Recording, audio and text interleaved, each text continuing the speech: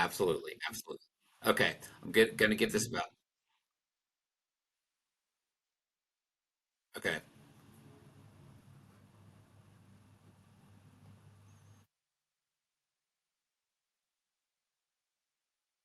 Hello, and welcome to the podcast Restoring Hope, brought to you by Missionaries of the Precious Blood.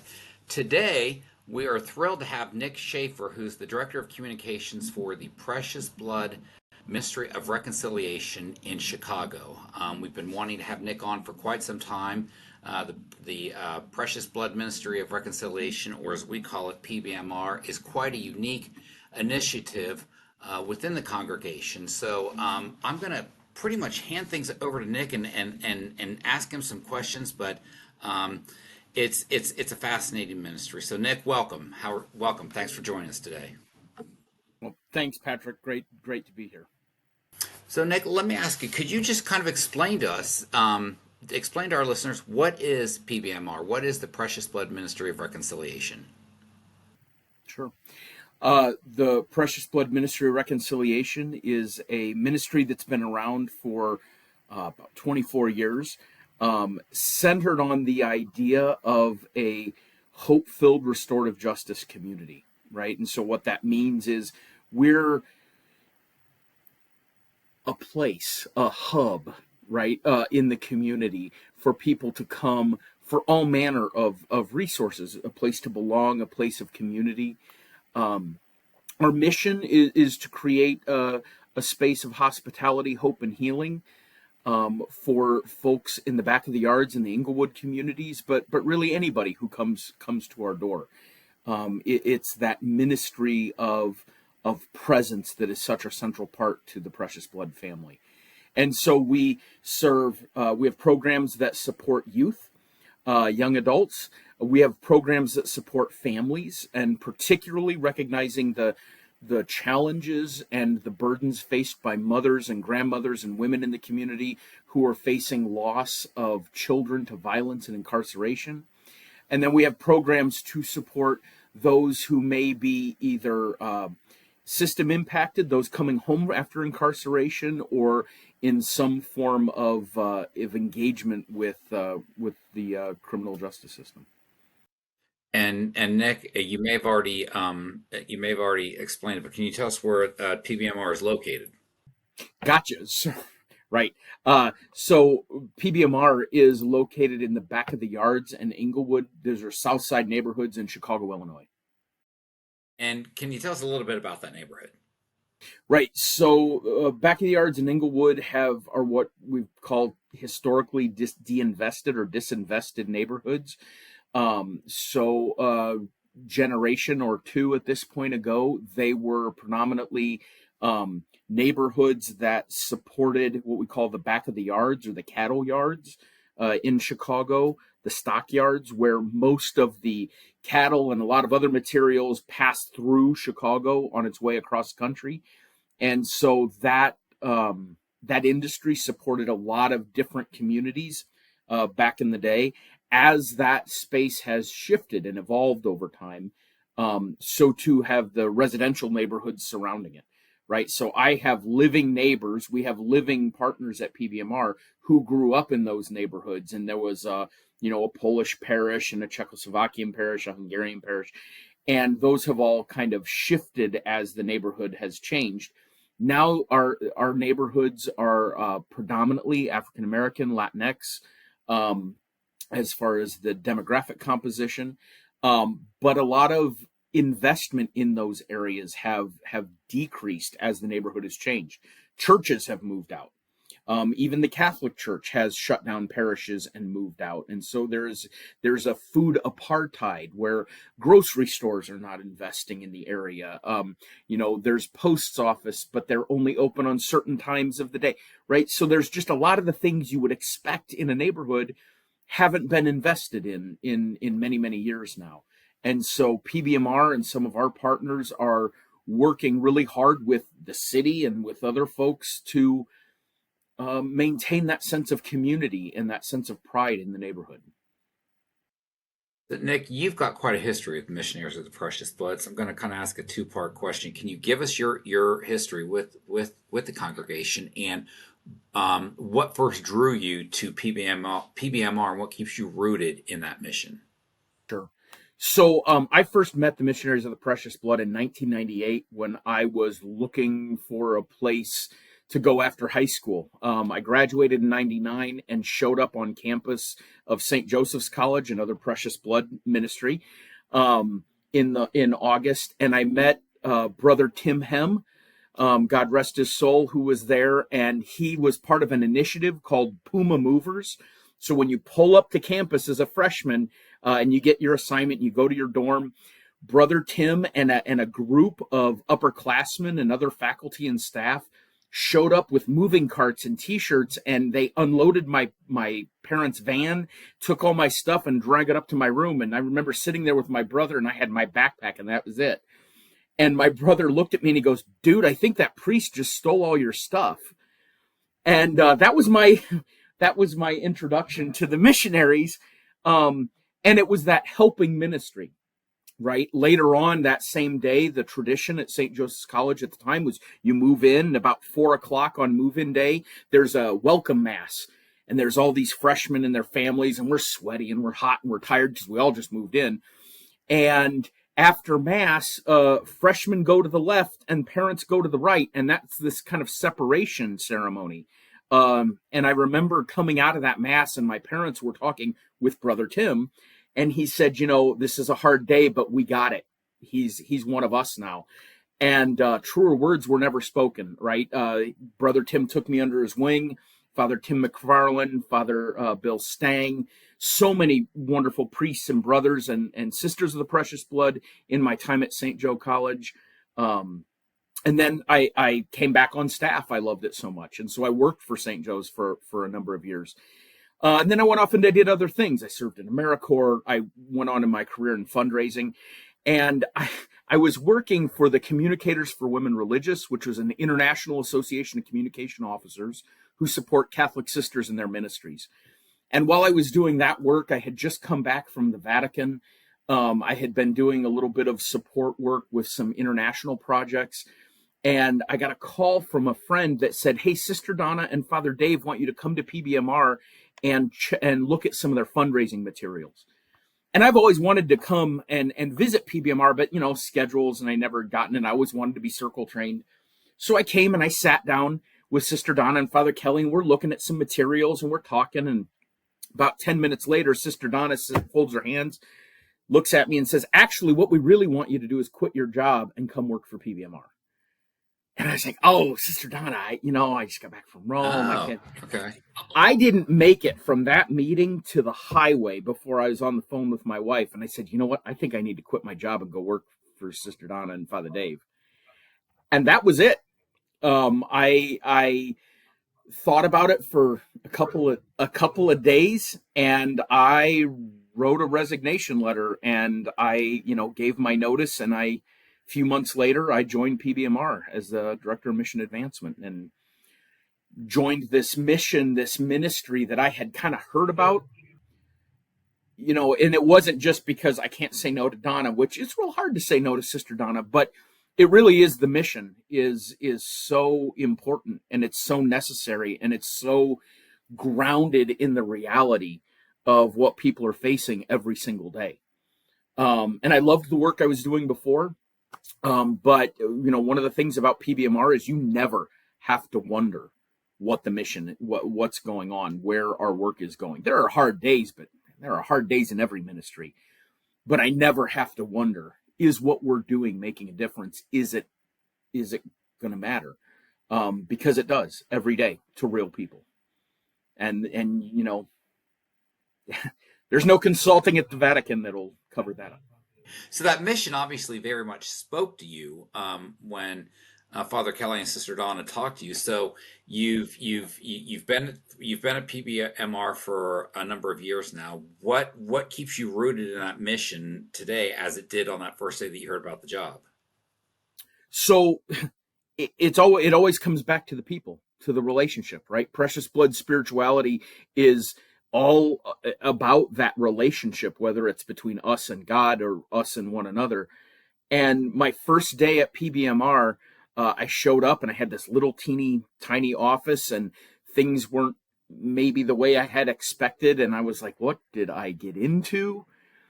And then a mom or a grandmother and a mother showed up to meet with Sister Donna, and they had a newborn, and the newborn started to spit up and choke, and nobody kind of knew what to do. And I stepped out of my office, I flipped the baby over, spit up, blah blah. So I popped this kid on my shoulder, and we're getting everything cleaned up, and then I get a phone call. So I grab my phone, I have this baby on my shoulder, and now I'm talking to a donor, a financial planner, to secure an end of the year gift. I did my first 3 fundraising calls with a baby on my shoulder, that was just a member of the community, so that mom and grandma could go talk to Sister Donna. So, like, you're so grounded in the reality, that it just, of course, this is where I need to be, right? And so that was my aha moment on day one. But I have those moments all the time. I have those moments every day, at PBMR. And like I said, it doesn't mean they're not hard days, but you have those moments where there's more that brings us together than would seem to draw us apart. I talked about my friend, Brother Tim. BT was more than a friend. He was family. I miss him every day. I used to talk to him every day, right? He was my guy. So I grew up in a very rural town. We had a Walmart and a Kmart, and we were the county seat, right? So I needed to get out of there. And then I went to college in a town that's claim to fame was it had a Walmart. So it was kind of a down, but it was right where I needed to be, right? And I had Brother Tim, I had Padre, Father Tim McFarland, I had Father Stang, I had Brother Rob Reuter. I had these people around me that kind of helped me grow and develop and challenge. So fast forward, I was the Puma mover when we moved Brother Tim from St. Joseph's College to Carthagena. And I was with him when he was on campus for the last time. So kind of this role reversal. And that day, Father Denny Kinderman also came down from PBMR to help us move. And he brought a young man named Curtis with us. And Curtis and I, we worked together on staff, but Curtis grew up in the neighborhood at PBMR. And so we're here at St. Joe, and we're out in the middle of the woods, and we're talking, and people are telling stories, and I'm interacting with BT, and in some ways, it's just like I'm a freshman again, and he's, my BT, he's my mentor. And Curtis comes to me at the end of that, and he goes, "Oh man, I get it now. That guy is your Father Kelly." And I said, "Yeah, in a way." And we had this moment. So Curtis grew up in the neighborhood. He grew up with all the things that we face at PBMR, the street, the violence, all of that. And one of his saving graces was that relationship with Father Denny and Father Kelly and Sister Donna and Sister Carolyn. And he saw that I had a similar experience, maybe different context, where missionaries of the precious blood met us at very formative times in our lives, and they were this positive, powerful influence on our lives. And in that moment, it didn't matter that Curtis and I are 30 years apart in age and, grew up in vastly different neighborhoods. In that moment, we were together. And that's one of those things at PBMR that I just love every single day. Okay, that's an impressive story, and that's obviously you go back a long way. Let me ask you, can you share a moment when you personally witnessed hope being restored in someone's life through PBMR? And even if it's not a specific example, maybe a general example of how you see hope playing out in the work that you do at PBMR. I suppose in a lot of cases, in a lot of the clients that you work with, it's difficult to kind of find your way to hope, I would assume. If you approach it too intellectually, yes, it can be overwhelming. It can be truly overwhelming. There are some stories that I hear and some of the folks that I meet where I think, I don't know how you can put one foot in front of the other.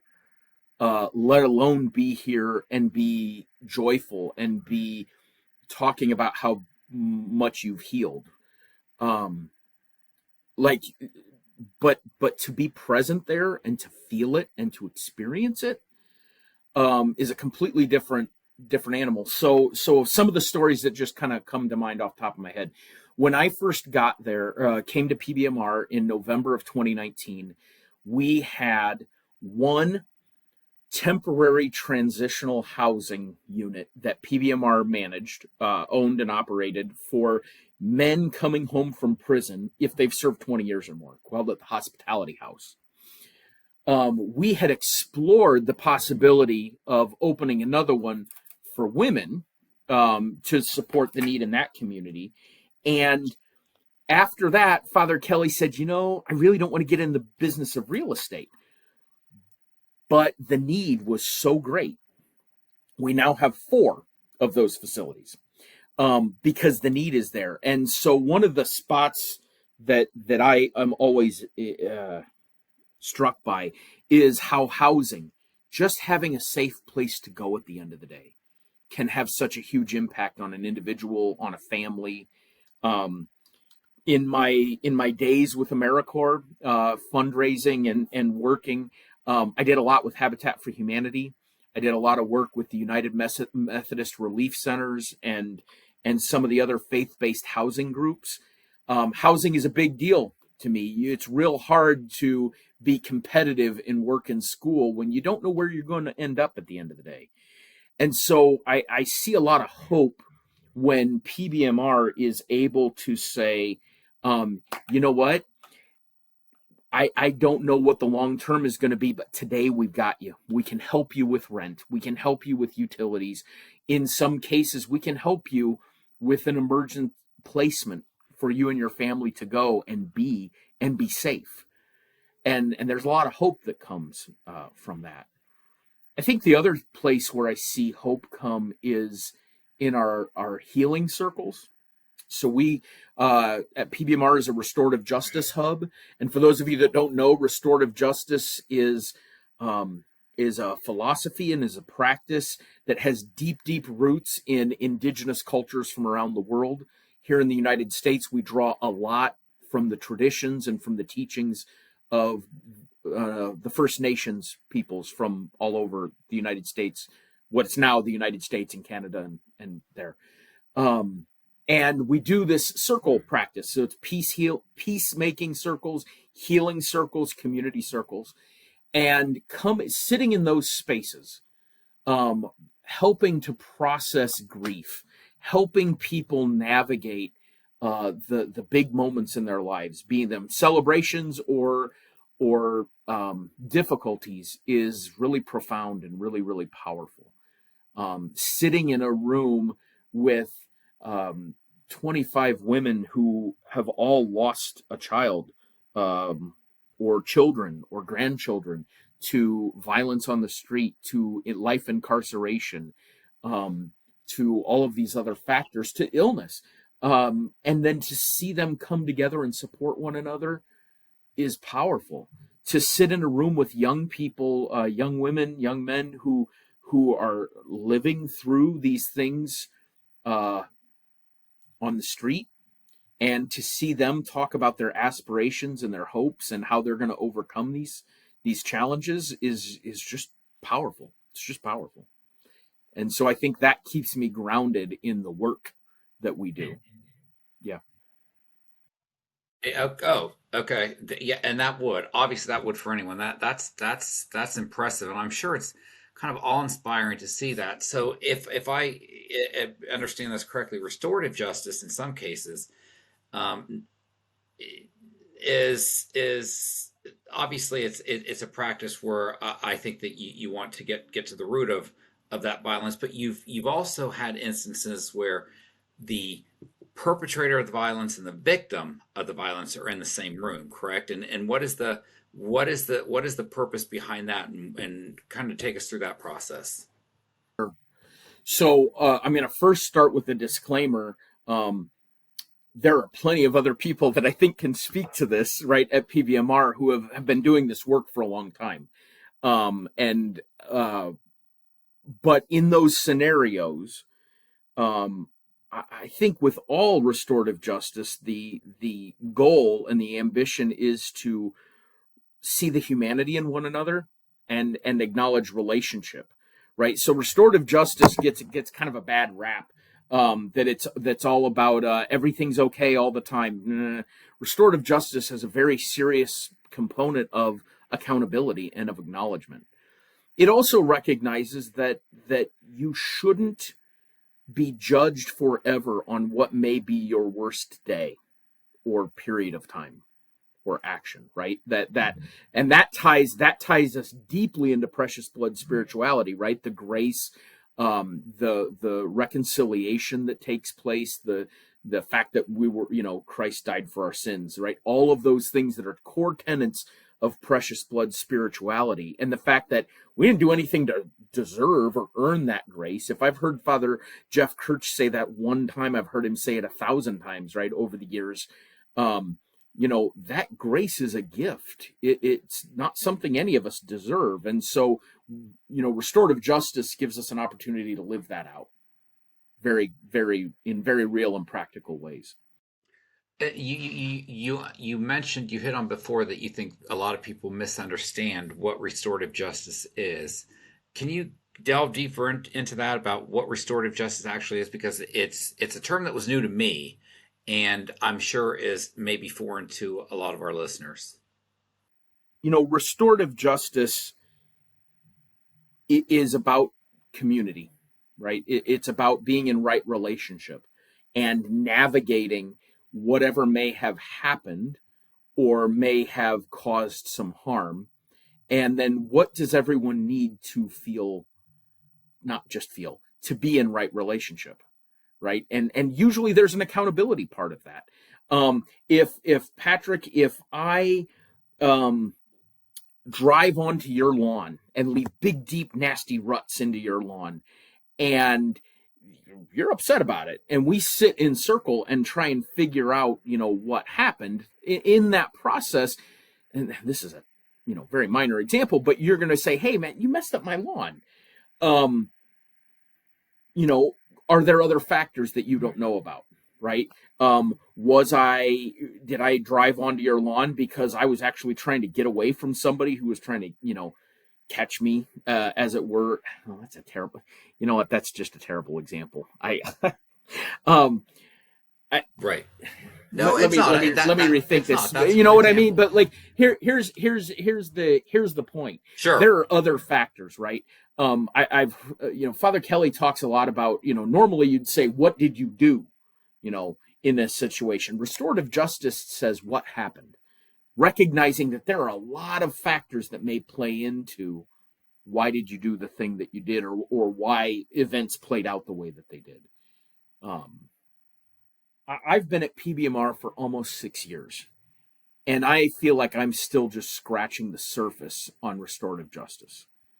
Um, and I think if you had some of our other practitioners who've been doing it a lot longer, Pamela Purdy, Sister Donna Liette, Father Kelly, Father Denny Kinderman, Sister Janet Ryan, Teresa Davenport, some of these folks that have been around a lot longer, they might even also tell you they feel like they're just scratching the surface, right? And I think that's it. It is a way of life. It is a philosophy of how do you approach situations.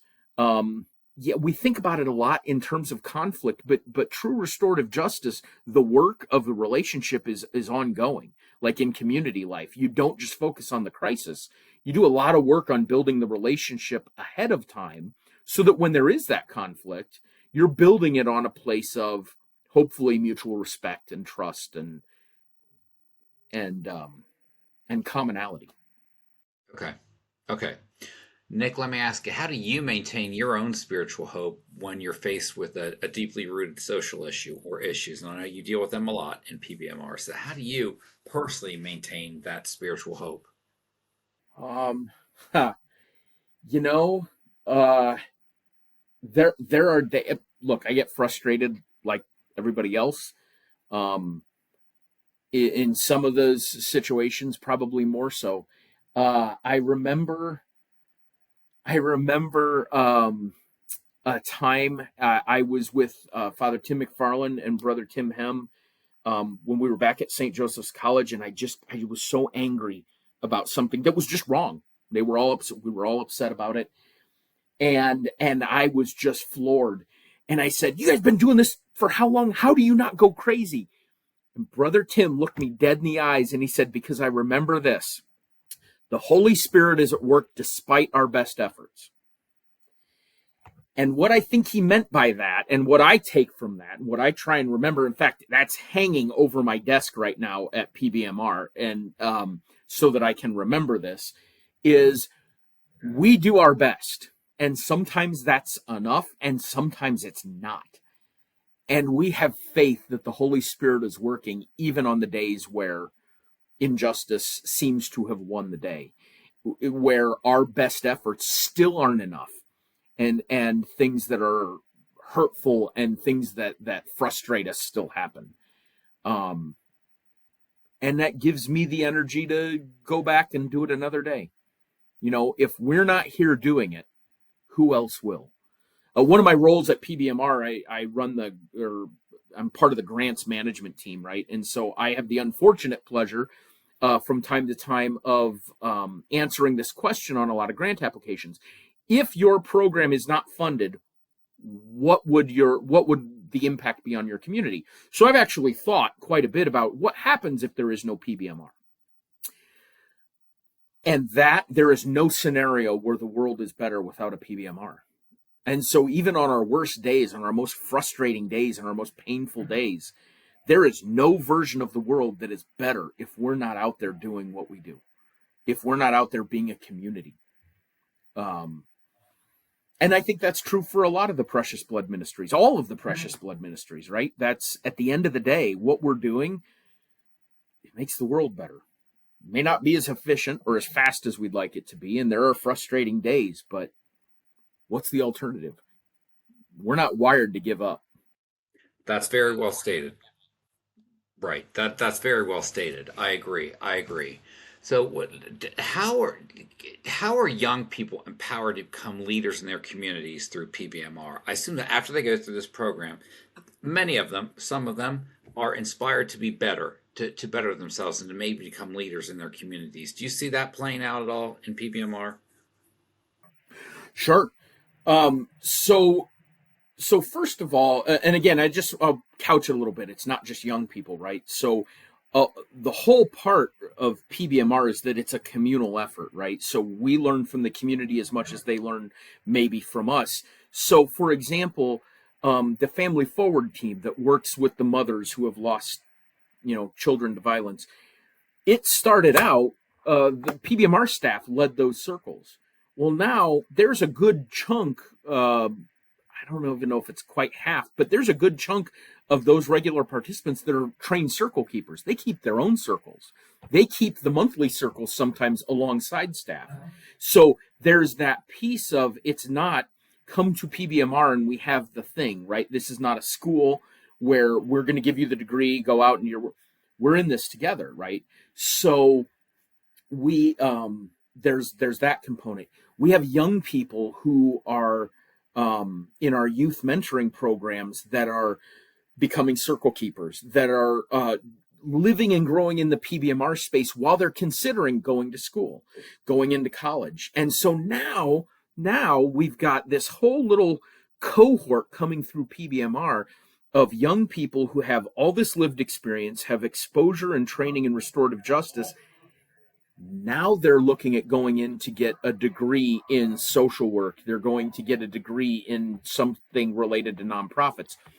That young person sitting in a room with a freshman social work student from the middle of nowhere in the suburbs is going to bring an awful lot of really powerful lived experience and restorative justice experience that is going to make them immediately emerge as a leader. So there is a lot of that community supporting community that happens at PBMR, and I think that's extremely powerful. We do hire on staff. A number of our staff grew up in the community. Some have been participants and joined the staff. Some of them have some of our staff have very similar backgrounds. All of us have some sort of connection that draw us in, but we're always trying to find new ways to support each other, back each other up. Right. When we started the youth mentoring program, it was an after-school program. It was what did they there was a name for it back in the day when kids would come and do their community service at PBMR, right? That's kind of what most people think of. Now we have a youth mentoring program where we're getting people ready to go to college. People are starting jobs that are leading into careers.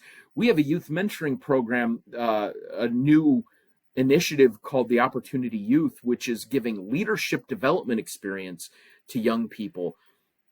Communication. They're planning citywide collaborations with other youth leaders around the city. We have, people going out into the restorative justice space and speaking.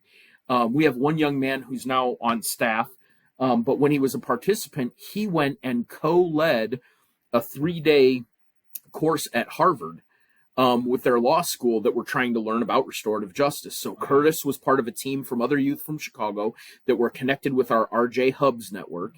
And they went out to Harvard and they spoke to the classes and they led circles. And that's just one example, right? We have a number of those experiences that happen. And so there's a lot of hope there. And there's a lot of hope that, this side of 10 years or so, I'm going to be working for some of them. Not that I'm trying to push Father Kelly out, but those leaders are coming from the neighborhood. So you mentioned, I was going to ask you, so when you look to the future, what are your hopes for PBMR in the next 5 to 10 years or so? My hope for PBMR, and I'm recognizing that a lot of this is coming from where we are right now in this time period, right? My hope from PBMR is another level of permanence. So we have a campus. We own some of the buildings. We rent some of the spaces. My hope is that we have a more permanent home where we're owning the space, that we have a bigger community center that can meet all the needs. We make do. We do a good job with the space we have, but I would like to see us with a building that better meets some of our current and our future needs. I would like for us to be able to say with a different level of assurance that, what, we are going to be here for another 10, 20, 50 years. And look, I'm a fundraiser. I want to make sure that we've got the money in the bank to back that up, right? It's the missionaries have made this commitment, and now I want to make sure that it's fully funded and able to do the good work and continue that good work. Well, let's if you're comfortable, let's make an appeal now. We've got this outlet, we've got this podcast. So if someone's interested in contributing to PBMR or learning more about their mission or just getting involved in general, who do they contact? Where do they go? Sure. For anybody that is interested in the ministry, one of the best spots is to visit our website. That's www.pbmr.org.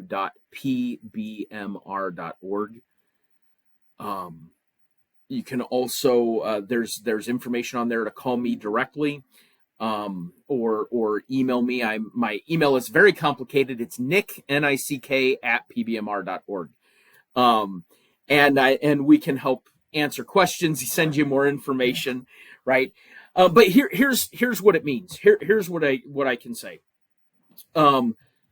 Contributing to PBMR looks different almost every day, right? We have some consistencies, but we respond to those immediate needs.